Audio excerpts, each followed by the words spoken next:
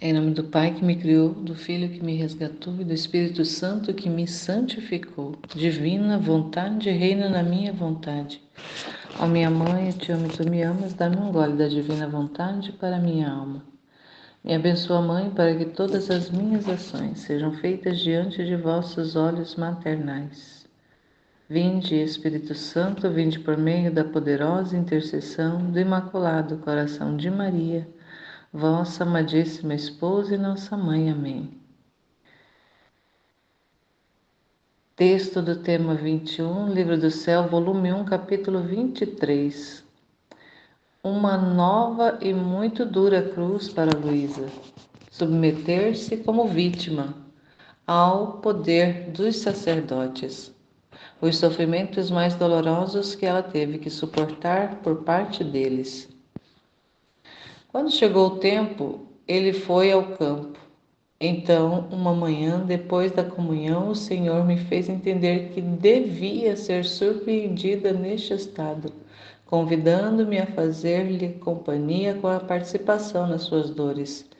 Mas eu subitamente lhe disse: Senhor, como farei? O confessor não está. Quem deve me libertar? Quer acaso me fazer morrer? E o Senhor me disse somente: tua confiança deve estar somente em mim.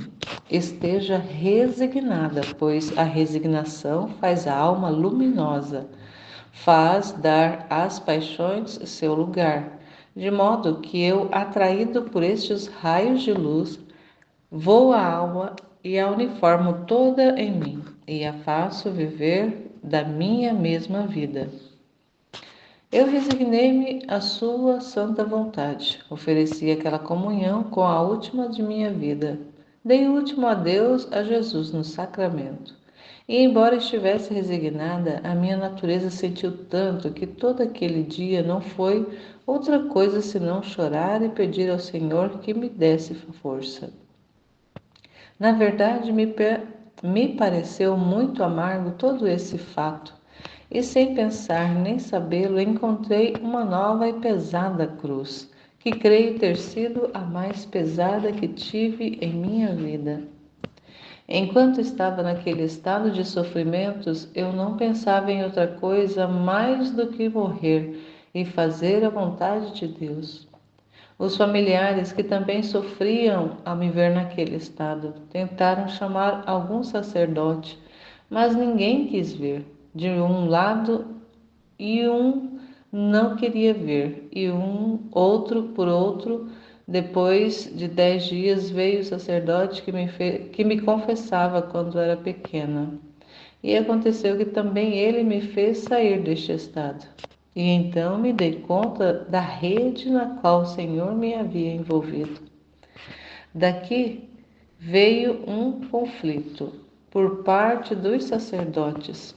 Havia quem me dizia que era fingimento, que precisava de uma surra, outros que queriam me passar por santa, quem me acrescentava que estava possuída e muitas outras coisas, e que dizê-las todas seria alongar muito a história. Com essas ideias em suas mentes, quando sucediam os sofrimentos e a família mandava chamar alguém, não queriam vir, dizendo todas essas coisas. E a pobre família sofreu muito, especialmente a minha pobre mãe. Quantas lágrimas derramou por mim! Ah, Senhor, protege-a tu. Ó meu bom Senhor, quanto sofri desde então, só tu sabes tudo. Quem pode dizer quão amargo me foi este fato, que para libertar-me deste estado de sofrimento necessitava-se do sacerdote? Quantas vezes pedi, derramando lágrimas amarguíssimas, que me libertasse disto? Muitas vezes tive certa resistência ao Senhor, quando ele queria que me oferecesse como vítima e aceitasse as penas, ele dizia: Senhor, promete-me que tu mesmo me libertarás. E então aceito tudo. De outra maneira, não quero aceitar. E resisti ao primeiro dia, ao segundo, ao terceiro. Mas quem pode resistir a Deus? Insistia tanto comigo que finalmente me vi obrigada a submeter-me à cruz. Outras vezes lhe dizia de coração com confiança: Senhor, como é que fazes isto? Como é que entre mim e ti quis colocar um terceiro? E este terceiro não quer sujeitar-se. Veja, poderíamos estar muito contentes, tu e eu sozinhos. Quando me queria para sofrer, eu imediatamente aceitava, porque eu sabia que tu mesmo devias me libertar. Mas agora não. Outra mão é necessária. Eu imploro, liberta-me, porque ambos estaremos mais felizes. Às vezes fingia não me escutar e não me fazia nada. Outras vezes me dizia: Não temas, sou eu quem dá as trevas e a luz. Virá o tempo da luz. É meu costume que minhas obras se manifestem por meio dos sacerdotes.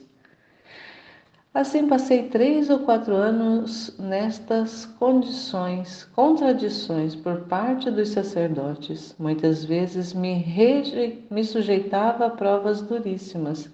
Chegavam a me deixar neste estado de sofrimentos, isto é, petrificada, incapaz de qualquer mínimo movimento, nem sequer poder tomar uma gota de água. Até 18 dias, quando queriam. Só o Senhor sabe o que eu passava neste estado, e logo, quando vinham, não tinham sequer o bem de ouvir. Tenha paciência, faça a vontade de Deus. Mas era repreendida como uma caprichosa e desobediente.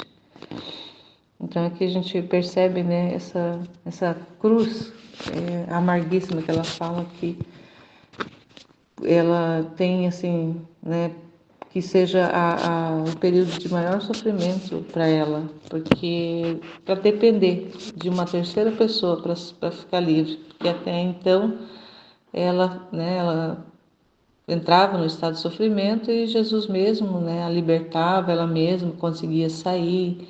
Então foi um período assim, né, de muito sofrimento, mas que Jesus mesmo fazia essa libertação. Então não tinha ali a interferência de uma outra pessoa, não tinha a dependência de uma outra pessoa ali para estar agindo.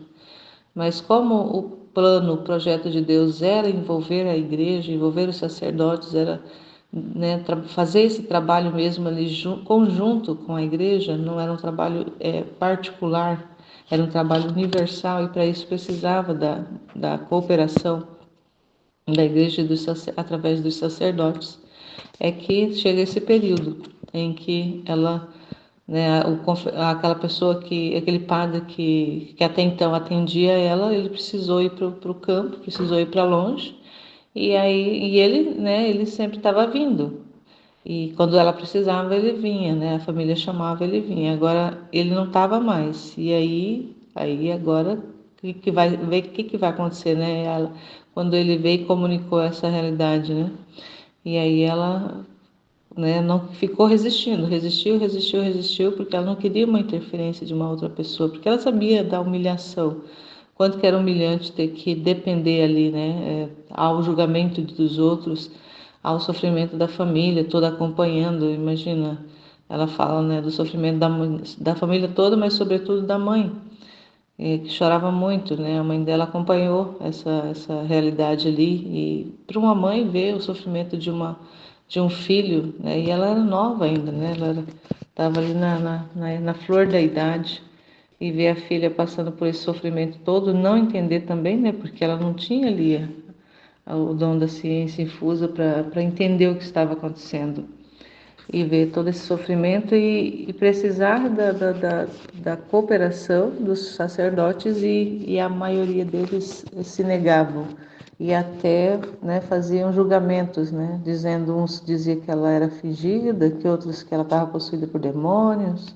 outras que ela precisava de uma surra, que ela era caprichosa, que era desobediente, porque quando eles libertavam ela, eles falaram que era para ela não entrar não era para ela ficar de novo, porque ela tinha que obedecer a eles, para não, né, entrar no estado de sofrimento, não entrar nesse estado de petrificação. Mas como ela estava submetida primeiramente a Jesus. Então, quando ele vinha, ela resistia, mas depois ela acabava cedendo, e aí entrava no estado, e aí precisava deles virem, e chegou um período de ficar ali, né, até 18 dias petrificada. Imagina o estado que ela, né, ela fala, né, o estado que ela ficou aí. Imagina ali a família toda acompanhando, esses dias após dias, e ninguém vem, todo mundo se recusa a vir a fazer, né, essa caridade, porque era uma caridade que fazia para com ela, né, e para com a família também, de vir e libertá-la desse estado.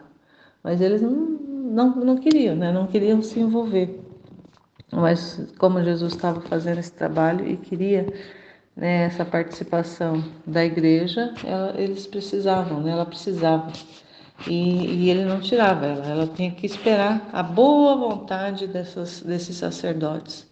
Então foi realmente um período de muito sofrimento para Luísa, né, nessa época. Mas estava tudo dentro dos planos de Jesus. Ele sabia de tudo isso, né? Mas era o que ele estava fazendo, era o trabalho dele.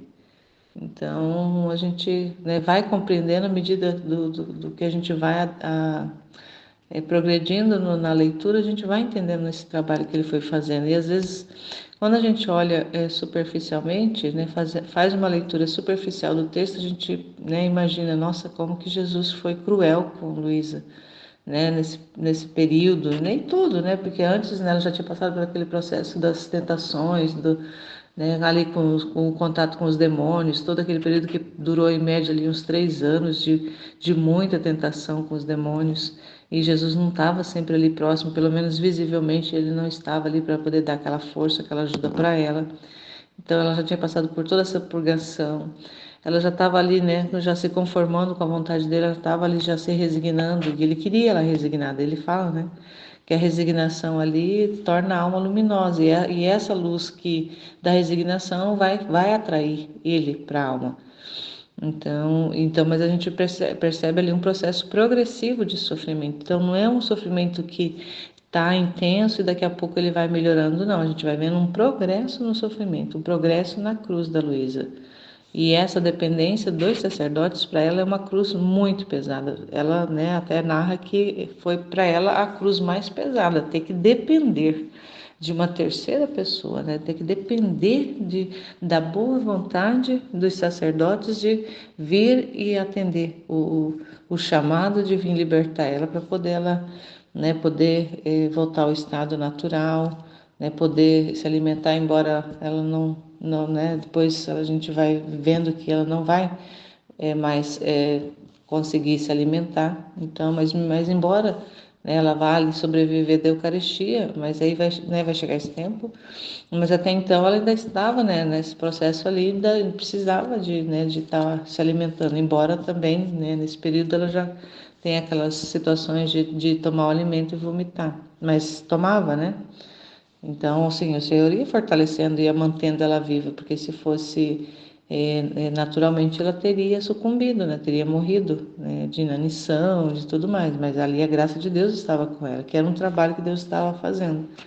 Então a gente vai compreendendo essa progressão de todo o trabalho que Jesus vai fazendo.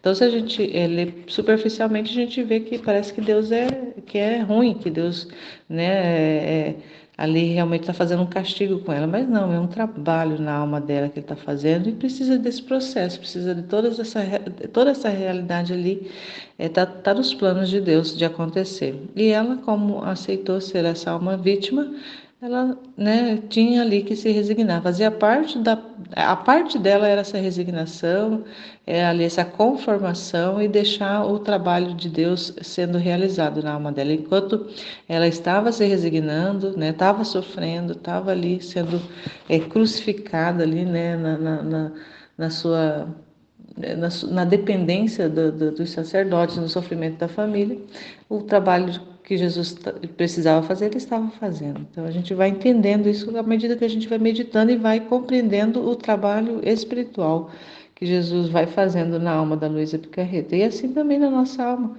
A gente precisa compreender, e é para nós essa essa orientação também de nos conformarmos, nos resignarmos ao trabalho que o Senhor também está fazendo na nossa alma. Não é exatamente o trabalho que Ele fez na alma dela, porque ali havia um propósito específico, né? O trabalho que Deus fez ali, né, na alma da Luísa Picarreta foi um trabalho exclusivo para ela. E na nossa alma, cada um de nós temos um trabalho que o Senhor vai fazendo, especificamente, exclusivamente, individualmente em cada um de nós, para atender o plano para qual Ele tem para a vida de cada um de nós. Então, nós precisamos ir compreendendo o processo que Deus vai fazendo, que é um processo progressivo também, e precisa da nossa resignação, da nossa adesão, da nossa conformação e do nosso sim todos os dias, diariamente. A gente precisa estar aberto e precisa desejar realmente que esse trabalho continue, que o Senhor continue colocando a sua mão para ir modelando a nossa alma da forma que Ele quiser e fazendo a vida dele acontecer através da nossa. Então, se nós vamos compreendendo que as cruzes, as adversidades que vão nos chegando, e muitas vezes as cruzes passam a pesar, à medida que nós vamos avançando no processo da purificação, a cruz parece que vai ficando mais pesada, mas é esse processo que precisa acontecer.